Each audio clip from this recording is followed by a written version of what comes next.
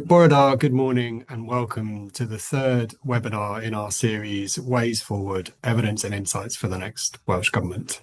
My name's Dan Bristow and I'm the Director of the Wales Centre for Public Policy. The WCPP is an independent evidence centre based at Cardiff University. We work to bridge the gap between research and decision-making by making rigorous evidence and expertise accessible, relevant and actionable for decision-makers across Wales. And for this webinar series, we're glad to be partnering with the IWA. The IWA is an independent think tank, charity and membership organisation. They produce agenda-setting research and policy on Wales's economy and democracy, and they provide platforms for informed debate, including through their events and in-house current affairs magazine, The Welsh Agenda. Before we get going, I've got a few housekeeping notices. This is a webinar on Zoom, as you'll have noticed, so participants are muted by the host, but there is going to be an opportunity for you to ask questions. We're using the Q&A function, so hopefully at the bottom of your Zoom screen, you can see that button. And get thinking about your questions now. Feel free to add them as people are sharing their opening remarks, and we will turn to those questions in due course. You'll have seen as well that we're using the chat function, so feel free to use that to introduce yourselves and engage with each other.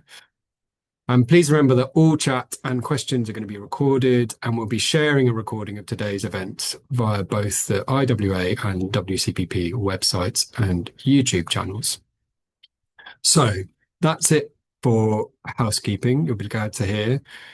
So why have we set up this webinar series? Well, what we wanted to do is to look at some of the challenges that await the next Welsh Government and bring together evidence and expert insight to stimulate conversations about the key questions and some of the potential ways forward. In the previous two webinars, we've looked at turning the tide on child poverty and building prosperous economies through a just transition. And recordings of both of those are available online now. The final in the series will be in a couple of weeks on the 25th of March, and we'll be focusing on strengthening community cohesion. But for this webinar, we wanted to focus on how the next Welsh Government can work with local government partners to support a shift towards a more sustainable future for the local government sector in Wales. The challenges facing local government are a microcosm of the wider challenges facing the public sector across the UK. Rising need and demand for services, a very tight fiscal environment, meaning limited resources, and a context that suggests that all of this is going to get harder rather than easier over the coming Senedd term. So there's a pressing need to develop a new and more sustainable model for local government. Just over a year ago, together with the WLGA, we brought together a working group to look at what can be done. Today, that group is publishing its second position paper and a survey to enable people to provide feedback on the same. My colleague Jack will say a bit more about the work of that group in a moment, but we didn't want this to just be a showcase of the group's work. And to that end, today we've got a panel that will bring a broader and different perspective. We've invited each of our speakers to respond to one or more of three questions. Firstly, what should the purpose of local government be, and what does this mean for how councils work with communities? Secondly, how could the local government finance system be changed to help put councils on a more sustainable footing? And finally, what changes are needed in leadership and culture? I'm now going to invite each of our contributors to speak for a few minutes before opening up for Q&A and discussion. First up is my colleague Jack. Dr. Jack Price is a research associate at the Welsh Centre for Public Policy and has been working in the team supporting that working group I mentioned. Over to you, Jack. Thanks, Dan, and good morning, everyone. Just going to get my slides up on the screen. So as Dan said, I'm going to be talking through some of the issues that are facing local government in Wales, the working group that we convened to address some of these issues and some of the findings of that group. So I can move the slide forward. Many of us think about local government in terms of the services that it provides for us, the ones that are visible and we can see every day, whether that's the schools we send our children to, it's the parks we use to rest and play and walk the dog, the roads that we use to get from place to place in the places that we live. But as many of us would also know, those services, while vital and important for everyone, are not the services which local government spends most money on.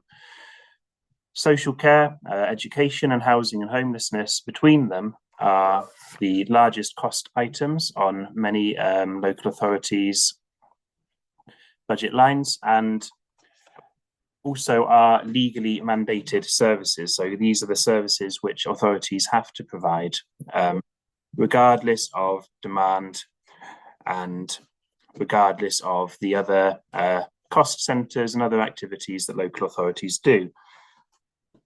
After years of austerity and fiscal constraint, these other services, the things that we all see, are facing budget cuts. We also see problems arising with workforce and morale, and a difficult situation looking into the future. So the starting point that we've arrived is that the current local government model is unsustainable. This is because of these ongoing cost pressures and the degree to which these cost pressures lead to short-term budgetary cycles. So what we mean by that is that councils will see that there is a gap between the money that they have to spend and the money that they have available to spend, and they will attempt to take measures to meet this gap. And they will do this, as we've seen, every year, which stops longer-term planning from happening. But we also know that demand for these services is going to keep rising. There are longer-term pressures that arise from this sort of budgetary approach that we've had, and from the sort of salami slicing that's been going on to try and meet them. And the wider context in which local government operates is tough, and we don't think it's going to change drastically. Why is that? Firstly, demographic challenges, such as an aging population, ill health, widespread ill health, a higher dependency ratio into the future means that demand for services will continue to rise. And there will be pressure on the budget settlement available to local government from the need to provide these services in other areas of public spending. Things like the health service, for instance, will require more resource as time goes on. And looking at the wider context, economically, we can see limited growth is forecast, which means that the overall resource in the economy is not going to massively increase unless things change. We know that the world is globalized, but also increasingly fragile. The geopolitical order is very vulnerable to external shocks and developments, as we can all see. And the urgent need to adapt to and mitigate the effects of climate change, which is relevant now and will continue to be so over the medium term.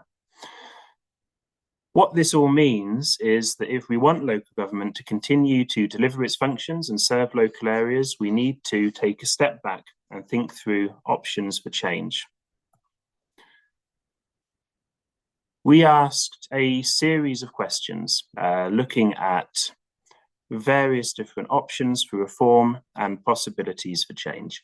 These questions are important because one thing that we identified quite early on in doing this work is that there is a real appetite for reform in the local government community, but there isn't yet a shared and coherent vision of what that looks like.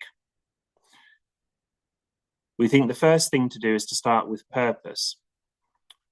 What is the reason that we have local government, and what is distinctive about it? This is really a crucial question, because if we have a clear understanding of why local government exists, what purpose it serves, that justifies why we need this tier of local government and why and how it should operate. This can help to create a vision for what we want local government to be. Alongside this, we've asked around the functions held by local government and the structures in which they operate. Local government in Wales currently delivers over 1,450 distinct services and functions, some of which are very big and some are extremely niche. The question is, do all of these functions sit at the right level? Is there scope for some of the things that are currently delivered by local authorities to instead be delivered hyper-locally, or conversely at national or regional level? And are the regional structures in which local authorities sit and work currently doing that job of enabling collaboration and enabling this sort of cross-cutting working across and between local authorities in Wales? Looking at finance, are the ways that we can break out of this sort of doom loop of short-term gap-filling budget cycles and create a more sustainable finance system for local authorities, even within the current constraints? Are there things we can change about how accountability and performance are measured so that there are simpler and more flexible oversight mechanisms which enable new ways of working while still ensuring value for money and the effectiveness of public spending? And we need to put that in the context of understanding what it takes to develop a new operating model and the role that leaders can play in fostering open and innovative cultures which can improve delivery, and what we can learn from what's already happening in Wales and elsewhere. To answer some of these questions, we convened with the support of the WLGA and Independent Working Group on Sustainable Local Government for the Future. We've recruited for that a talented, committed range of council leaders and chief executives from across Wales to look through some of these issues and to make recommendations for how we might look to tackle them. I will talk through some of those in a minute, and we are joined on the panel today by two members of the working group, Max Caller, who's a local government consultant, and Steve Martin, who chaired the group. Groups published two position papers looking through some of these issues, and I'm going to talk through quite quickly some of what they've found now.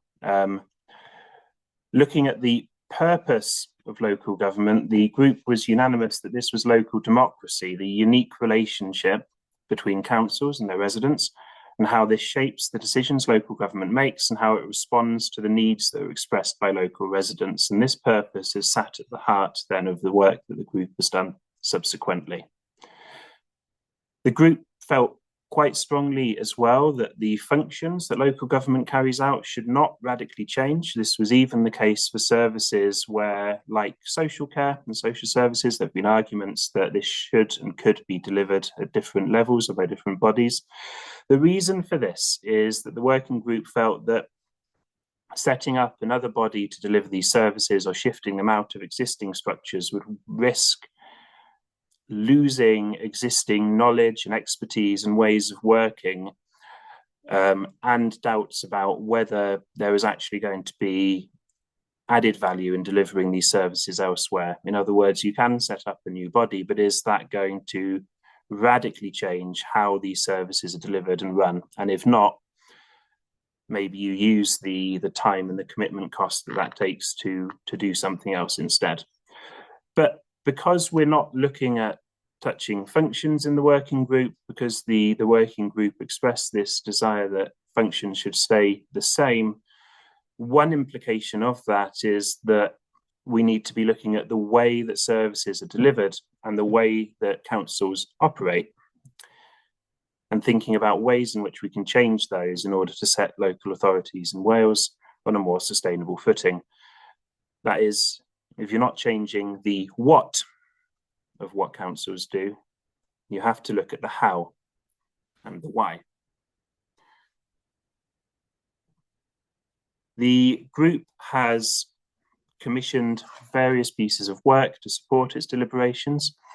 Looking at finance, we had input from Dr. Kevin Muldoon-Smith at Northumbria University, who is an experienced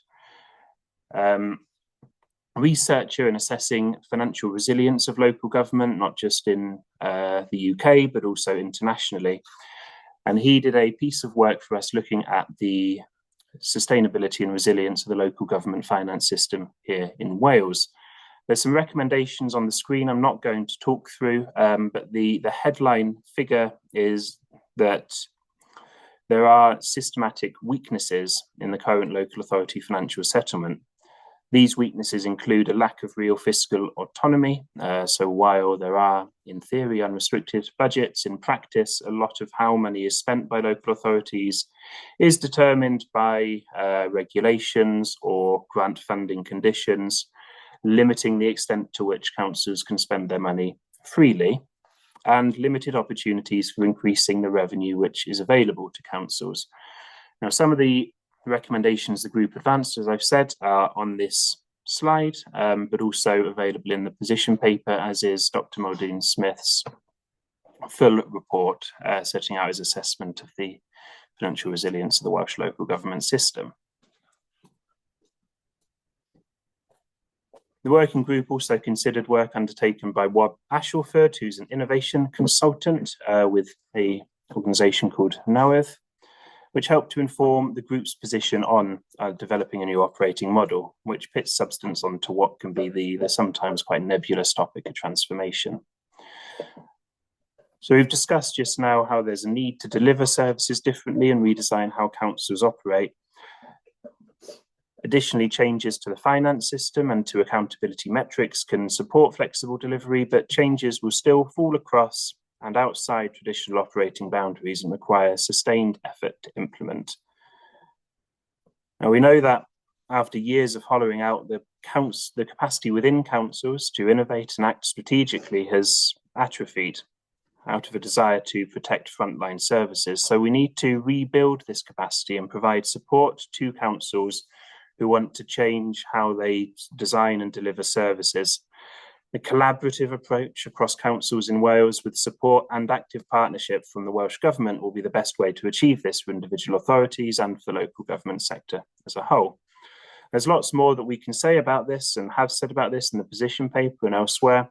But one thing that will be important through this is leadership and cultural changes to create innovative and open cultures across Welsh local government, and that this process is led by local government and is not seen as a change imposed from outside. A good starting point will be to develop models for building innovation capacity. How can this be done in a way that's accessible to all authorities and which can provide advice on areas for change and how to implement it? The best answer will be one which emerges from the sector and which can be tested and iterated based on real-world experience, and starting with small-scale projects can test concepts which can later be scaled up. Finally, a few words from the work that we've done with and sort of outside the working group on 4 key factors which will need to be considered as part of any sort of direction of travel for a more sustainable model of local government. Firstly, we need to think about the importance of a place-based approach, which is rooted in local areas. This reflects the value placed on local democracy and speaks to the need to try new ways of increasing engagement and accountability of politicians.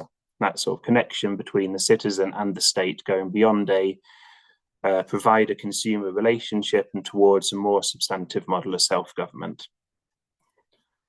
Secondly, recognizing that when people access services, they rarely present with one issue, but often with multiple factors or points of intervention that are required. So a joined up person-centered approach, which can help to ensure that support from local government is as effective as possible, tackling the multifaceted nature of individual challenges, which leads to more successful outcomes.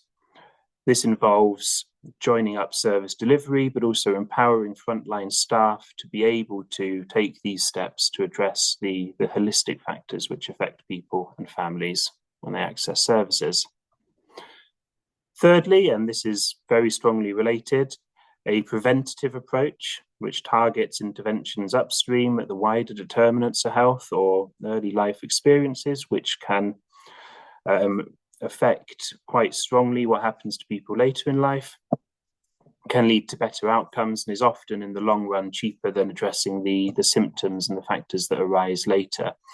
There's already work going on prevention in Wales. There are a number of health determinant research collaborations, for instance, in Torfaen and Rhondda Cynon Taf, which can support this work.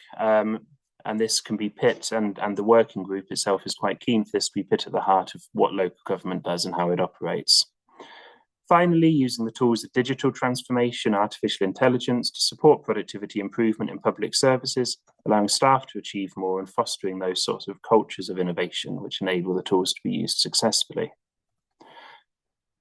So that's it from me. On the screen, you can see there's a QR code alongside publishing our second position paper from the working group and the evidence. We've also got a feedback survey, which lets you and anyone else who's interested to provide your sort of thoughts and opinions on the findings of the working group. If you scan it or click on the link, which hopefully is in the chat, you'll be able to read that paper and to let us know what you think of it. Thank you all very much, and back to Dan. Thanks, Jack. And yeah, that link is in the chat now. I'm going to pass straight over to Steve. So Professor Steve Martin was the founding director of the WCPP and is now Emeritus Professor of Public Policy at Cardiff University. And as Jack mentioned, he's been helping us out with the group by chairing it. Over to you, Steve. Thank you very much, Dan. And a bigger thank you actually to you and to Jack and colleagues at WCPP for conceiving of the idea of this working group and then servicing it all the way along, and to colleagues at WLGA as well have been an important part of that process. I do think it's a really timely conversation for us to have, and I think there are too few people have had that conversation thus far. So that's why I was really pleased to be asked to chair the group. And I've taken the question which is set us quite literally, forgive me. So what could the next Welsh Government do to help create the conditions for a sustainable future local government in Wales? It could look at the outputs from the working group that the WCPP and WLGA have convened. I think there's an awful lot in there, and it's a really good starting point for incoming ministers and their officials to work from. You'd probably expect me to say that. So what I'll do now is give a more personal view, and nobody else bears any responsibility for the heresy that I'm about to spout. I don't think that local government is in any danger of collapse. That's the first thing to say. I don't think there's an existential crisis. Professor Peter John, a towering figure in local government studies, probably not known to many people on the call, but well known to me, wrote a paper 10 years ago where he described local government as the great survivor. Local government is good at many things, but particularly evolving, adapting, morphing. So the question in play for me is, what will local government look like if we don't do something differently quite quickly and urgently? And it will be a local government that isn't able to meet some of the obligations it currently has, isn't able to serve its communities in the way that local authority leaders and their staff want to be able to. I want to spend 1 minute reflecting on how we got here, because I think the past has some important lessons for the future potentially. And my narrative will start 30 years ago when the 22 councils that we currently have were cooked up in some committee room in the bowels of Westminster by MPs in Westminster. I don't think anybody would start with the 22 that we've now got. Some former district councils were handed big responsibilities like social services and education, which they frankly weren't equipped to take on. So I would say let's not design the future of Welsh Government from the top down, and certainly not from Whitehall, but nor from unilaterally from Cardiff Bay. Next, 20 years ago, we had the Beecham inquiry, which was asked to look at whether we should reduce the number of councils. I think the First Minister said to Sir Jeremy Beecham to 5 or 6, although the First Minister definitely didn't want to do that. So there were some other conversations behind the scenes. Beecham concluded, let's give it 3 or 4 years and see if councils can collaborate much more effectively with each other and with other public services before we kind of press the button of local government reform. That's often forgotten, but that was the message of Beecham. Collaborate or reform local government reorganisation comes down the line. And clearly, the next First Minister didn't feel that enough had been done, so he commissioned another knight, Sir Paul Williams, to look at whether we should reduce the number of authorities.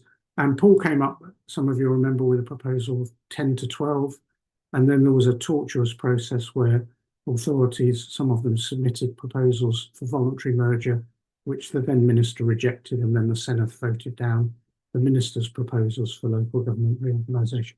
So I would say we can learn from that some do's and don'ts for an incoming Welsh Government of whatever complexion. And I will pull out 3 don'ts to start with. I don't think it's worth trying to force change from the top down.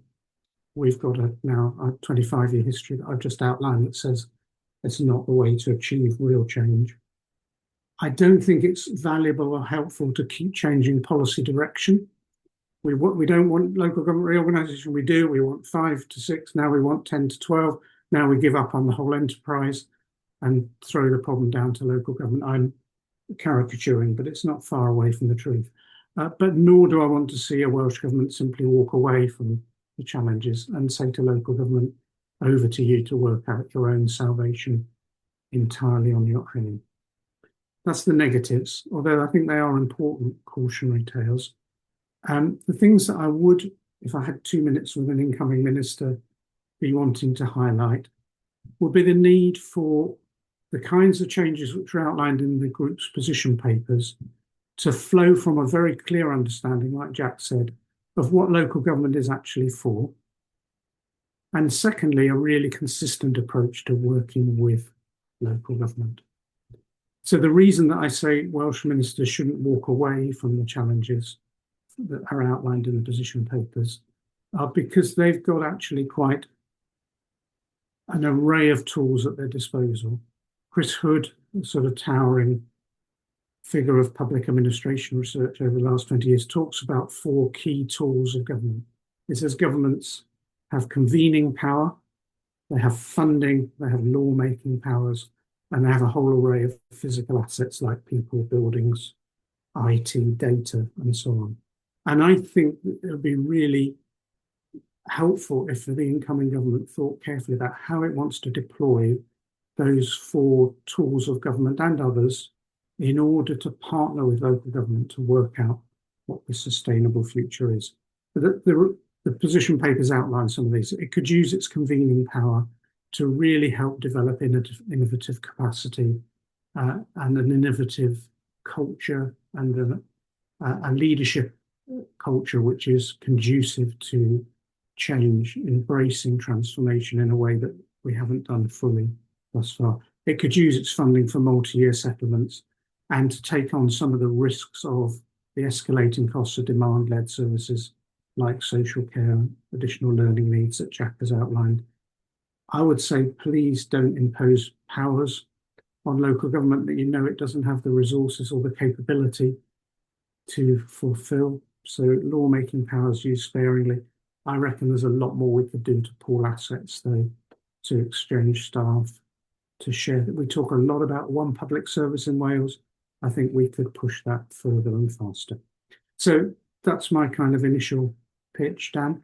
I think the final thing I'd say is we might need to get on with this pretty quickly because the local government landscape itself will change possibly quite dramatically in a year and a bit from now. We're likely to have some less experienced council leaders coming in. We could have some big changes in political control. I suspect we haven't got the luxury of another 12-month review while we decide what to do. It would be better to be beginning to embed some of these changes ASAP after May. Thanks. Thanks, Steve. And I'm going to move us straight on. So our next contributor is Anna Randall, who is the CEO at New Local, a think tank and membership organisation specialising in community power and public service reform. Anna, over to you. Thanks very much, Dan, and great to be here. Thanks for inviting me to be part of this conversation. I want to offer some reflections on 2 of the questions that you offered to us as a panel. Firstly, the sort of aim and purpose of local government going forward, and then the question of kind of culture and leadership. But I really want to start by saying that I have, and a bit like you said, Steve, I have so much faith in the resilience, the creativity, the motivation of local government to adapt, to reform and to change in response to the environment that it finds itself in, and actually always to be motivated in how it does that by what it understands to be the right thing to do in response to the needs of its communities. Local government looks down, it looks out, it doesn't look up, I don't think. And what I think we have seen in the past 5 or 10 years of across local government, and I'm talking about the UK, not just the Welsh context, is an enormous amount of bottom-up, emergent creativity, innovation, and change that has not been mandated by any central or national government policy, that has not really been driven by anything other than local government being incredibly resilient, incredibly creative, and incredibly motivated to do the right thing by its communities. And so some of the things that I heard from you, Jack, about the kind of insights that you've generated so far from your work really reflect some of the things that I'm going to say that I think are kind of critical to the future of local government. But the big point is that they are not, they haven't sort of been plucked out of thin air. They have come from spending time in and with councils who are already doing this work, who are already having these conversations, who are already fundamentally changing the nature of their organisations and the way that they work. And so the future of local government, I think, will be determined by local government and should be determined by local government. And I think the message that I want to give today is like positivity about your potential, and as a sector, the potential of local government to do that work for itself. And the potential for a national government in Wales to get behind behind that work and support and enable it as much as possible. I think that's where the sort of exciting possibilities lie. Just in terms of that future, I mean, I think what we can see is local government already turning its kind of operating model and its understanding of its role and purpose on its head. When I first started working in and with local government 25 years ago, local government there was quite a lot of focus on sort of place, but there was also a really big focus on local government providing kind of excellent high quality services as measured by external regulators and inspectors. And there was a sort of whole regime around that. And I think local government has fundamentally turned that on its head already and is starting to say, actually, the delivery of great services is, of course, a huge enabler of the aims of local government, which are about people and enabling and supporting people to live good lives in strong and thriving communities. I think that's what it's all about. And if we take that as the starting point, the sort of core purpose of local government, then councils are already starting to say service delivery is not the only mechanism through which we achieve that aim. Actually, this is about empowering communities, getting alongside communities, collaborating with the community and voluntary sector much more deeply, doing all the things that enable communities to become stronger, to be more resilient, more connected, more participatory, more active. And actually, that is the ultimate sort of prevention agenda. We know that people who live good lives in strong communities with social connections have a sort of line of defence around them when things go wrong that can prevent them needing support from the public sector. So I think that sort of model of, from service first to community first, that shift is already taking place. And I think the future really is about, an operating model that is about strong and connected and resilient communities primarily. I'm gonna, Jack, I think you outlined some P's in your remarks, and I'm gonna offer some of the same ones and a couple of different ones. People, power, and place. So people at the heart of the operating model. I think what we're already seeing is local government getting much more deeply into neighbourhood working, and some of the most sort of interesting and innovative sort of front-running organisations in local government starting to really explore kind of neighbourhood working, neighbourhood collaboration, neighbourhood empowerment. But when public services are needed, and of course they are needed sometimes, also thinking about how we kind of reshape that offer around, and I think you said this, Jack, what people actually need, the reality of their lives, the complexity of their lives. It is no longer okay to think that we can do a kind of transactional, siloed service offer around people. We need to wrap support around them, work through relationships, build trust, understand the kind of the richness, but also the complexities of people's lives, and wrap support around them in really kind of holistic ways that don't require those individuals to navigate a complex system or to be passed from pillar to post, but which actually try to address the root causes of the issues that they might be facing, and which really connect people into their communities. I've been involved in some work with Wigan recently, which is so interesting. Again, this exercise has been done so many times where you sort of, follow a family or follow an individual and their multiple interactions with different services, different bits of the state, all without ever really addressing the underlying issues. They're just bouncing around the system. And actually, that the sort of work of saying, yes, we've provided this thing to a service to a person, but actually what we're also really doing is connecting that person into their community, helping them build relationships, helping them build social connections, helping them feel part of a community. That's the stuff that prevents them bouncing back into the system in a few months' time. So, really person-centered, community-centered, neighborhood-based, holistic, relational, and deeply kind of collaborative. So people, power, community power is the sort of core of New Local's agenda as an organisation. But again, it's so interesting once you really unpick how so much of our kind of public service system really works. It's kind of fundamentally disempowering so often. So how do we change the interaction so that it's about increasing people's sense of agency, increasing the sense that they have some control, some say over what happens to them, what happens to their community. And then finally, place.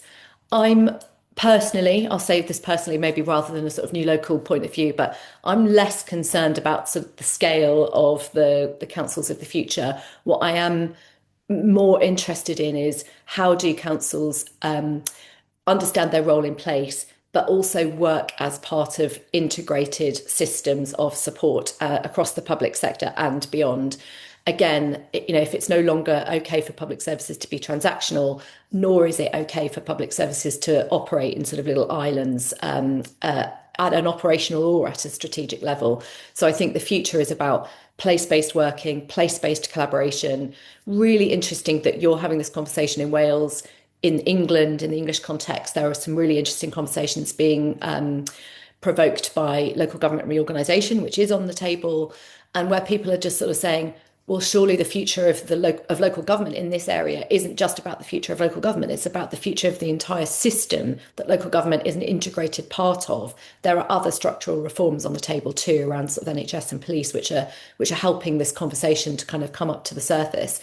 So actually, how do we not just think about the future council that we need, but how do we think about a future system that is optimised for strong communities, relational working, and prevention? So I think the future is about place-based working. It's about collaboration. That does require, I think, quite a deep culture change in local government. And I know that, again, lots of organisations are already on this journey. But if you're operating as part of an integrated system, and that's how you understand how you're operating, then it does require in local government a much greater sort of ease with system leadership, system thinking, collaborative leadership, collaborative ways of working, building of relationships and trust, the ability to kind of influence and mobilise others across the system as well. That convening power, Steve, that you talked about, becomes absolutely critical. And not just at a leadership level, but at throughout the whole organisation in local government, but also across the system. We're starting to see some really interesting examples of councils working with their partners locally across the public sector to commission, sort of collaborative leadership type support offers for staff right across their organisations, where they come together and start to start to connect the system by being in the room together and saying, right, that's your bit, that's my bit. What is the potential for us to collaborate together? And that is a big culture and behaviour shift, I think, in local government that we need to see a lot more of. I think we also need a much greater degree of kind of understanding of power and how power works, and the power that people in the public sector hold and the power that lies within communities. That's, I think, a really important sort of skill and understanding that we need to build in order to facilitate better collaboration, deeper collaboration with communities. And then just a couple of notes about the some of the other cultural kind of enablers of this work, I think we need to think much harder about the data infrastructure and how we use data across the public sector to support us in some of these ways of working, getting upstream, being preventative, joining the system up around people. We have a huge amount of data. It's very valuable, but we're not utilising it to those ends sufficiently yet. And that's maybe where the Welsh Government could provide some assistance and some flexibility around that. Also, the kind of getting away from a kind of traditional state mindset about how change happens, big top down, quite sort of managed programs of work, and thinking much more about, well, what can we learn from service design and digital and these kind of newer areas of work that are teaching us that we can be much more agile than that we need to be much more agile than that. New Local is part of the UK government's Test, Learn and Grow programme, which is being run by the Cabinet Office, which is a really interesting attempt to sort of say, how can we create the ability within local government to start small, test, experiment, learn from that, adapt, and then grow the work from there. And again, I think it's a new mindset, it's a new sort of set of capabilities. And finally, service design. I think service design is such a critical skill that we really, really need to grow within local government. And we need to be teaching people in local government how to do that well and across the rest of the public sector. So I'm going to stop there, but I just want to finish off by saying that, again, that I do think that all of the answers are out there already. What we really need to do is kind of celebrate them, grow them, learn from them, and support and enable them. And that's where I think the Welsh Government has a really, really important role to play. Thanks, Anna. Thank you. Thanks very much. I'm going to hand straight over to Max. So Max Calla is a former London Borough Chief Exec, Electoral Commissioner and Chair of the Local Government Boundary Commissions for both England and Wales, and has extensive experience of supporting struggling councils, having led inspections and interventions in a number of local authorities, both in Wales and across the UK. Max, over. Thanks very much. So I agree, local government is not going to collapse, but we can't go on like this much longer. I have spent the last 25 years of my career mostly working with failing councils. And the lessons that come from failing councils apply equally to those that are doing really well. The points about culture, the points about innovation, the points about being a council that can listen are absolutely crucial. It's a UK-wide issue, but one of the reasons why I wanted to join this group and why I've valued being part of this group is that in Wales, the community is looking to provide solutions and answers and directions rather than just moaning about those people that let the side down. One of the biggest challenges that I see for the future is the capacity. It's not about the talent. The people that I meet in the best Welsh councils are ideal role models for what is good about local government anywhere in the United Kingdom. But we have, as Jack made the point much earlier, hollowed out structures to protect frontline services. And the lesson that you get from failing councils is that you have to rebuild that capacity to enable them to move and come back to the mainstream of local government. It's not about consultancy. It's actually about helping local authorities be intelligent clients, understanding their communities, understanding what they're trying to do, and not losing that opportunity. So that you can think about great opportunities that we have now to change the way in which we do things. The use of artificial intelligence for, say, things like revenues and benefits, planning, a whole range of services are there to be grasped, but it's not a single local authority solution. It needs a collaborative approach, but then designed to fit the local circumstances. And I think this is an opportunity for Welsh Government to lead in collaboration just providing technical expertise without helping local authorities individually operate as intelligent local leaders of their communities, using those convening powers, I think is what's fundamental to do this. And it's an opportunity in Wales to actually create something that will work in every part of the country.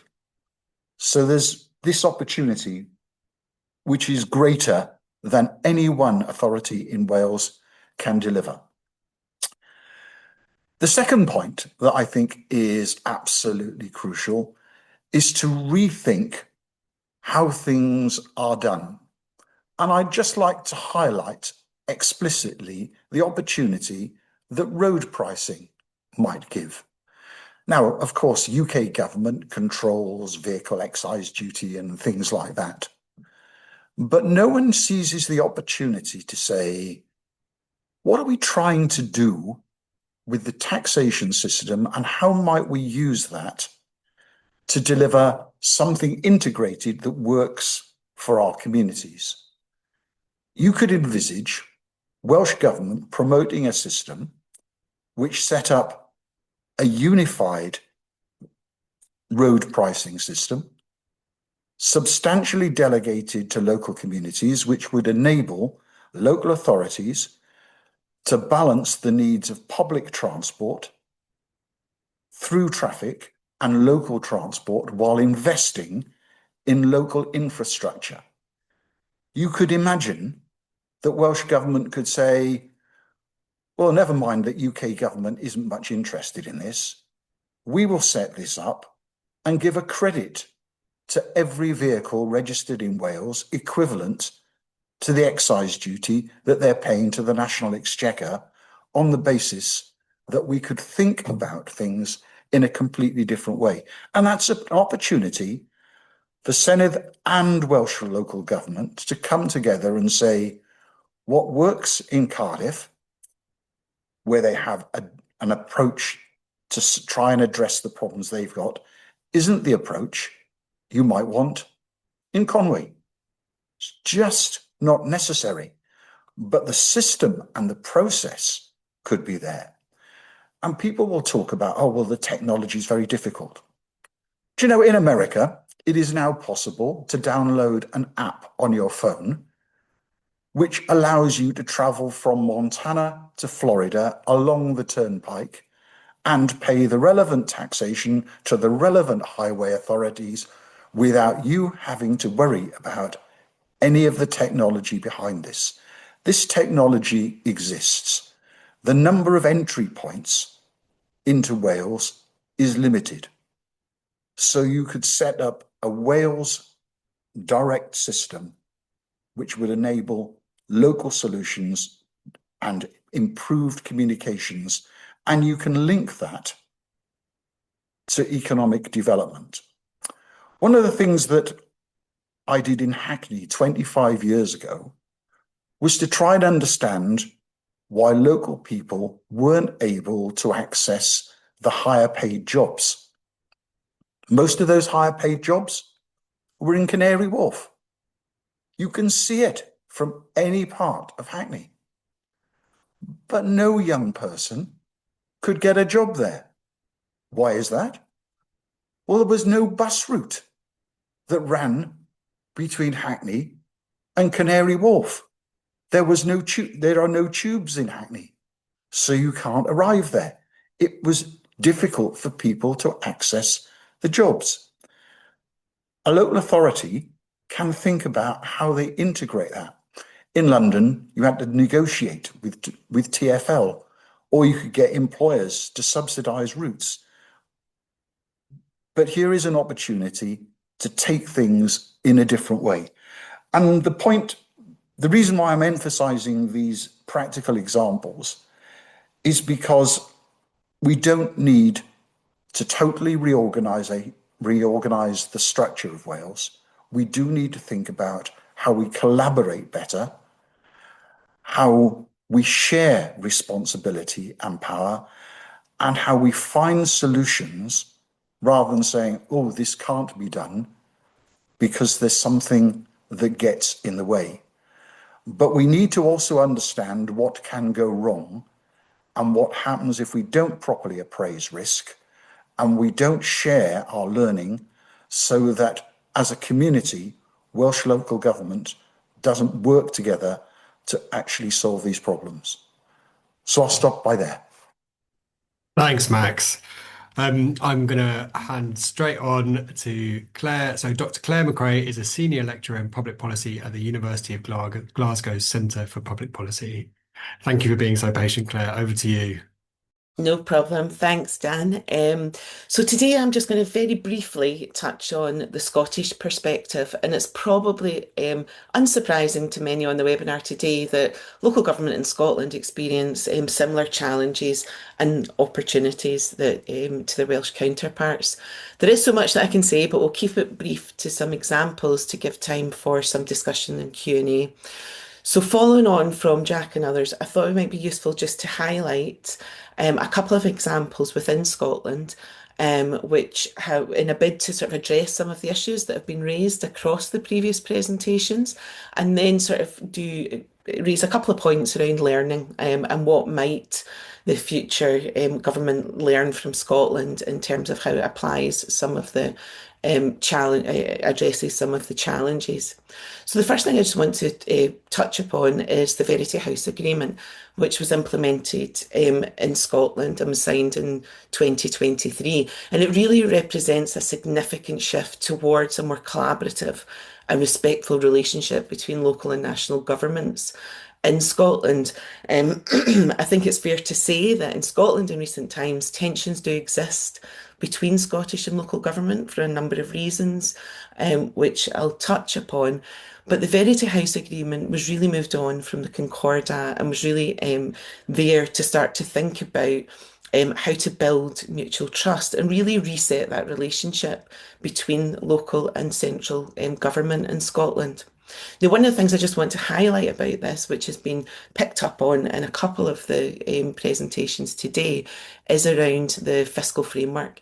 And it introduced a new fiscal framework between local government and the Scottish Government.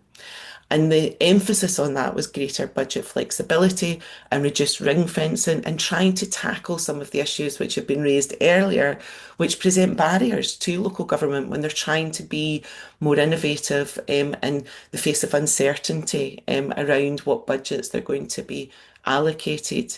So I think it's important to note that it does improve the architecture of the financial relationship, but like many things, it's not without its challenges either. And although it introduced uncertainty, really for real change, it depends upon those resources. It depends upon continued political commitment and building those trusting relationships between central and local government and addressing funding pressures, centralisation concerns, service delivery crises, particularly in Scotland, which relates to housing and social care at the moment. So it's really a framework which can be used to try to create far better governance arrangements and to be more collaborative, participatory, place-based and flexible in those modern models of governance. So a couple of things I just wanted to pick up on then in final comments before moving to discussion is really what can be learned from the Scottish experience. And I think one of the things I'd like to highlight really is to determine the future of a sustainable local government. For us, it was really about resetting the relationship and the purpose of local government. And what I mean by that is to clarify what some of those governance frameworks are related to, I mentioned there the Verity House Agreement and, really strengthening the application of the Verity House Agreement to protect local democratic input and to ensure that councils retain to a point that strategic role, secure sustainable funding models. And the Verity House Agreement goes to an extent towards that. But how can we strengthen that in some way? And also to prioritise and think about how to co-design these transition plans. The National Care Service in Scotland is a really good example of that, and I'm happy to pick that up in any, kind of questions. But the failure of that, which kind of it was highly contested across the councils and local government within Scotland, and really that was because of the lack of co-design. It was the lack of engagement with councils to try to build something that was protected the local democratic input and didn't increase the centralisation of some of these so that it reduced the place-based approach. Now I'm going to stop there because I know we're up with time, but I'm happy to take any further questions on that, Dan. Thank you very much. And a reminder for those of you who are holding on to questions but haven't yet used the Q&A function to do so and to drop some questions in there. I've actually got about a dozen questions I want to ask, but I'm keen to not dominate. So I was thinking one of the threads to the different contributions has been about collaboration, whether that's councils collaborating with their populations, whether it's about councils collaborating with each other, or whether it's about the collaboration that's needed between Welsh Government and councils. I think one of the challenges to that collaboration is that it's impossible to force people to collaborate, and you need everybody to be bought in. And I think it's, Steve, you talked about moving quickly. I think you and I both joined a roundtable years ago now where someone talked about collaboration moving at the pace of trust. And I just think there is a real challenge here for an incoming government about what does it do to foster the kind of collaborations that you've all touched on here. And so I'm not going to throw that at one particular person, but I'm interested in panelists' reflections on that. And then Joe, I'm going to pass to you to pick up some of the questions that have come through from the Q&A. So who would like to go first? I'm going to ask you to kind of wave at me and then come in to try and do this in some kind of orderly fashion.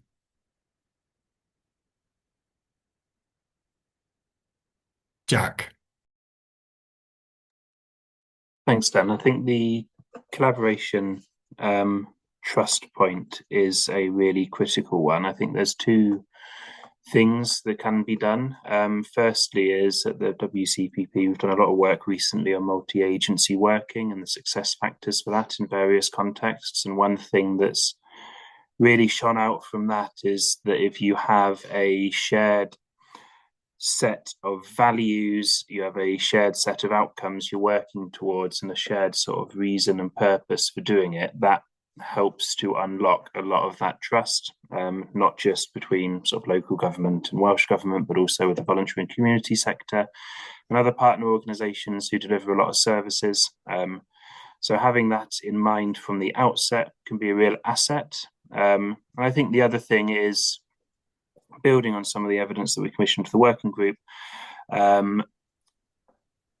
demonstrating that things work, and even if that's at a small scale, even if you're talking about a collaboration between two local authorities on some sort of relatively minor service area, demonstrating that that can work and have a positive impact, and starting out on a really small scale can be a good way to show you, this is hard, but it works. We've got good outcomes coming from this.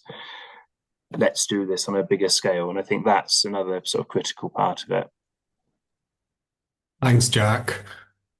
Max. Things that I've noticed with authorities that can't do this is that they don't talk to many people. And you'd think that would be quite surprising that local authorities, politicians, they would have wide numbers of individuals that they would speak to. And yet I notice that actually they try and only speak to the people that they get support from, rather than hearing difficult messages from people who are not able to put those points of view across. So there was a period during the Blair government where local authorities were encouraged to set up a whole series of different forums to bring those voices together. And maybe doing this on a statutory basis isn't the right way, but actually encouraging, actively listening to different parts of the community is the way in which you can get better collaboration, because you are not just hearing the same voice that supports the view that you only ever wanted to have. Thanks, Max. Anna, do you wanted to come in on this as well? I can see. I'll just add another note. I mean, I think there is a lot of collaboration already going on, and some of the interesting places are really investing in those relationships across different partners. And as you said, Max, they're doing it kind of because that's what they think is needed, not because central government's has told them to set up an LSP style kind of partnership. So there's a really interesting thing about, the value of what someone said to me, tea in peacetime, the sort of build the relationship before you need it. and that mindset of place first, system thinking leads you to, do that, reaching out, building the relationships, building the trust, so that then when the thing comes up where you really need to collaborate, you've got a relationship there that you can start to build on. And of course, there are ways to sort of build infrastructure around those through really good partnerships and stuff as well. Just in terms of what central government or national government in Wales could do to help, I think what local stakeholders come up against is some of the ways that the way that the centre organises things fractures that collaboration. So actually you have a deep reliance on the relationships and trust in order to work around some of the barriers in the system about how money works, how accountability works, whether you can share data and that sort of stuff. So looking at some of those kind of strategic enablers, I think would be a good role for national government. Steve, you've put your hand up as well. Yeah, really briefly, because I notice in the questions a number of other people asking something similar, Dan, including Duncan, for example. I'm going to say something realistic and then something very unrealistic. I think telling people to collaborate because it's good for them just is never going to work. So we need to find the places where self-interest or organizational self-interest collides with shared interests. And so I think that means being very clear-eyed about what the reason for collaborating is. And we've had a tendency, I think, in the past to talk about collaboration as a way of working as an end in itself. So working out when collaboration produces something better than you can get by working on your own, I think is really key. And I just wanted to echo Anna's point. We talk about the relationship between Welsh Government and local government. That's a complete nonsense, because as Jack said, there are 1,000+ different functions that local government delivers. So the way in which different parts of Welsh Government deal very differently with different parts of local government, I think, is profoundly unhelpful. So if there could be anything to be done to break open those silos within national government, first of all, perhaps by having some sort of shared statement about what the purpose of local government is, to which everybody then subscribes. This is the unrealistic bit, but it would be great if we could break open some of those silos so that there weren't very mixed messages in the different lines of communication between national and local. Thanks, Steve. I did say I was going to pass the joke, but I just wondered, Claire, because a few people have talked about the strategic partnership agreement that Welsh Government and the WLGA produced, which was kind of shaped on the Verity House agreement, and I just was interested in your reflections on how, because the strategic partnership agreement is still quite young and new, and we're going to have a new government in a couple of months as well, which will change things. So I'm just interested in your reflections on this point about collaboration, trust, and with the backdrop of the Verity House agreement. Thanks, Dan.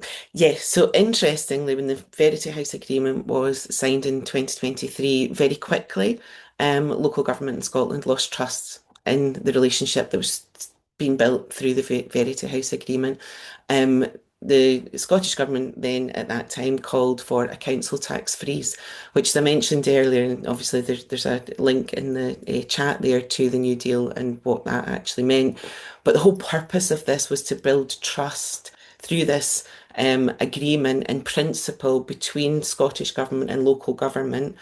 And that was really their kind of hook to collaborate, because they were able to kind of be part of those discussions around fiscal kind of situations and fiscal settlements, and as part of that. So when the Scottish Government came straight in and said, well, that's it, we're putting in for a council freeze, they lost trust very, very quickly. So it's been quite challenging to rebuild that trust again, given that the Verity House agreement was implemented in the first place to create trust and create relationships, and as a very sort of loose way of trying to get more collaboration excuse me, as part of that. So it's great in principle, but I think alongside that, there has to be a lot of work done in terms of, making sure that that trust remains, and that it's not something that's just, there's a big kind of fear in Scotland, and what's happening just now is that it is just a piece of paper, if you like, between them, with no real action in terms of development. But there have been some other good things that have been happening, but it's very much, I would say, a work in progress still within government. Thanks, Claire. Over to you, Joe. You've been Right, monitoring yeah. the Q&A. And luckily, the panelists have already kind of answered a number of the questions that have come up in the Q&A, just in the manner of answering the initial provocation from Dan. So that's excellent. One question we had was from Helen Morgan, who's from the Future Generations Commissioner's Office, is how far do panelists feel that effective implementation of the Wellbeing of Future Generations Act would help meet some of the change and transformation of local government and indeed wider public and voluntary sector?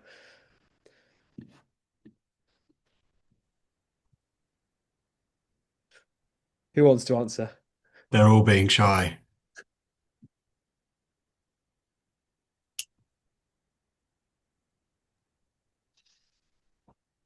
No takers? I mean, I suppose I should be very short because it looks like Jack has an answer. I'm not quite clear what effective implementation of the Act would look like. So we almost need Heleth to explain to us what that would mean. We probably don't have time for that.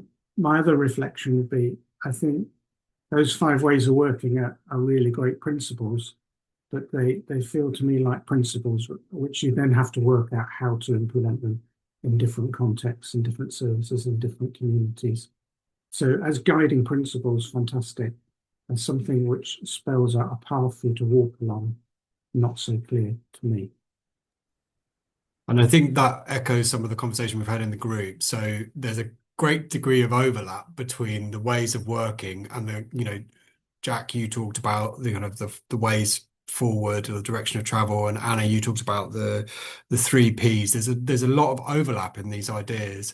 I think the challenge is, what does the model for a sustainable local government look like, which is embodying those things? And that, so yeah, I think that's the key difficulty at the moment. Joe, back to you.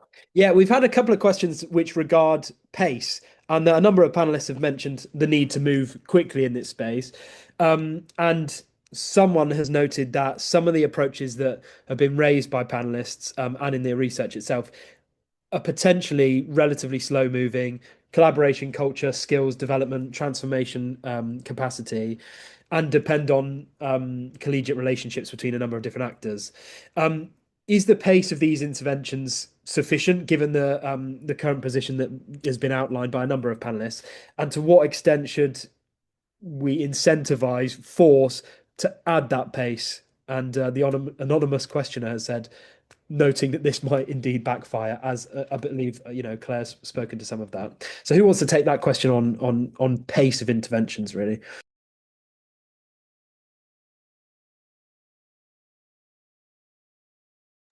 Anna. I mean, I'm happy to have a go. I mean, I think the kind of what the question is implying is that these building relationships and trust, changing culture are long-term kind of projects, and I agree that they are, but there's no reason not to start now. And I guess what I was really trying to convey in my remarks was, like, this is the work of local government. Yes, national government can create an enabling environment, but this is still the work of local government. And so if you're not already doing this in your place, which I'm sure you are, then no time like the present, start having those conversations, start having those relationships, start looking at how your partnerships are working, start looking at the opportunities to collaborate that you're not already exploring and investing in. Think about, all the resources that you already spend in your organizations on organizational development and people development. How could they be redeployed to shift the culture in these ways? Start looking out for those good examples from other places that you could be inspired by and learn from. Yes, it's long-term work, but I've seen places make amazing progress on building relationships and trust and sort of shifting a culture over a year when there's really good collaborative leadership from across senior leaders in a place, and they're doing that work together, and they're doing that work, each of them in their individual organizations too. So yeah, don't be disincentivized by, you know, the length of time that some of this might take, because I think you can make progress quite quickly. Jack, do you want to come in? And then I think we've got time for one last question if people can hang on till 15:15. Yeah, and I think one of the sort of motivators behind that question is probably the sort of the dire financial straits that some local authorities find themselves in. And I think one thing to say is that we've come to the position in the group that local government, as it's currently constituted, is unsustainable, but something can be unsustainable for a very long time before it stops being sustained, right? So it's not as if, as many of the panelists have said, the whole show is going to teeter over tomorrow. There is time to make some of these longer term changes. And there is a degree of urgency to them, but there is time to do it. And as Anna's said, actually, a lot of those do bear fruit quite quickly. If you can build those relationships and those collaborations, you can start to put that in place fairly straightforwardly. In terms of what would be needed to enable that, I think the big one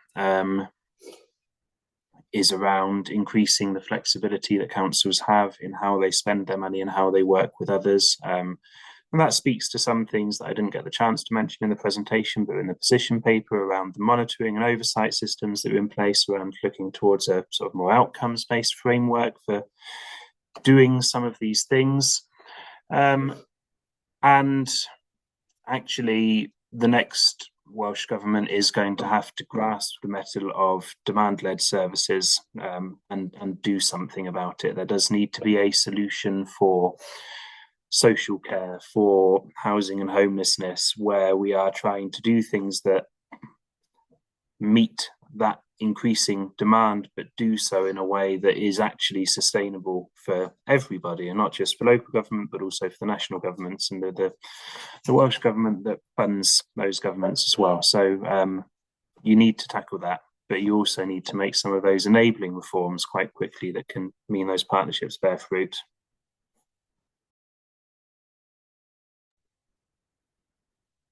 Joe, am I wrong in thinking that we're out of time, unfortunately, and that we don't have time for one more question, or have you got a quick one? I think we've got a quick one that is a fairly punchy one, which is all about priorities. There's loads of challenges and loads of changes that you've outlined that need to be pursued.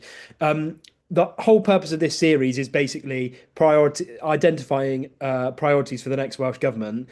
You know, where should we start is the final question. What should we begin with? Maybe everybody gets one sentence on where would you start? Should we go round? Anna, do you want to go first? I think I would start by looking at the service area where you've got the greatest financial pressure. Thank you. Max? I think a multi-year settlement that's stuck with gives everybody the chance to plan. Do that first, and you can build from there. Great. Steve? I was going to say the same as Max, so if I can give a thumbs up to that one and add on, work out what your operating code is between local and national government and stick with it. Thank you. Claire? So I'm going with the last two. It's not a cop-out, but I think there's a lot to be learned from the fiscal framework through the Verity House Agreement and trying to reduce some of the barriers that we've come across in Scotland that prevent people from being innovative, and to reset the purpose of those relationships between central and local government. Thank you. Last but not least, Jack? I think it's about those enabling fiscal frameworks that let councils spend more flexibly and over a longer time period as well. Thanks very much, everyone, and thanks as well to the audience. There's lots that we could have talked about today, and we haven't had time to cover it all. So I'm sorry if we haven't got to the things that you were hoping we would. But I'm hoping that this is a conversation that we can continue into the future. So thanks again to our panelists, and thanks to the audience, and thanks to our co-hosts as well.